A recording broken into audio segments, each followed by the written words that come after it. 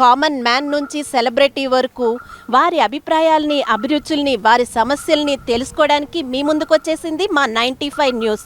జనంతో మనం, మనతో జనం. అదే సందర్భంగా ఈరోజు మనం చింతల బస్తీలో ఒక ఆవిడతో మాట్లాడుతున్నాం. ఆవిడ పేరు, ఆవిడ సమస్యలు, అసలు ఆవిడకి ఏ గవర్నమెంట్ నచ్చింది, దేనికి ఓటు వేయబోతున్నారు, ఇవన్నీ తెలుసుకుందాము. ముందుగా మీ పేరు చెప్పండి. నా పేరు స్వరూపమ్మ.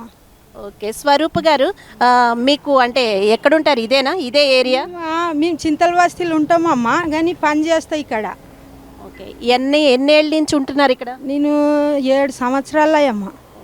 మీరు ఏ ప్రభుత్వం వస్తే బాగుంటుంది అనుకుంటున్నారు? అంటే ఇప్పుడు రాబోయేది ఎలక్షన్స్ కదా, ముందుగా మనం అది మాట్లాడుకుందాం. అసలు ఏ ప్రభుత్వం వస్తే బాగుంటుంది అనుకుంటున్నారు?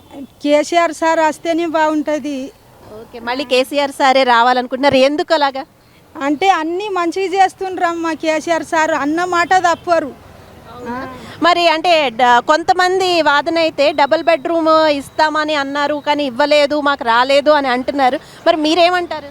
ఇక ఇస్తారు అన్నీ, మన ఇంట్లో మాట మనదే ఒక్కసారి కాదమ్మా.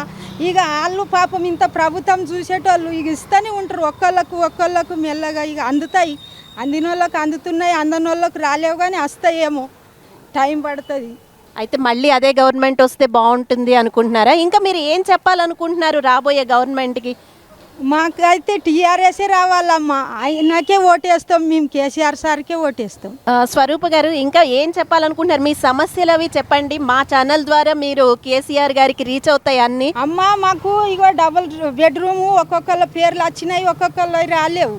మా పేరు కూడా రాలేదు. మాకు కేసీఆర్ సారు ఒక 3,000 4,000 ఇట్లా ఇస్తే నెలకు రూమ్ రెంట్ అన్న మేము కట్టుకొని మంచిగా ఉంటాం. సార్ పేరు మీద మంచిగా యాడ్ చేసుకుంటూ ఉంటాం.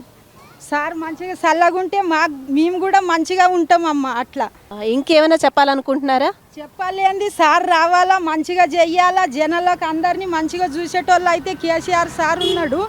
మర్ర మాకు బిజరా సార్ చూడాలా, ఎందుకంటే మా పేర్లు రాలేవు డబుల్ బెడ్రూమ్. ఓకే, రైట్ అండి. స్వరూప గారి అభిప్రాయం విన్నాం కదా, మళ్ళీ మరొకరి అభిప్రాయంతో మీ ముందుంటాం.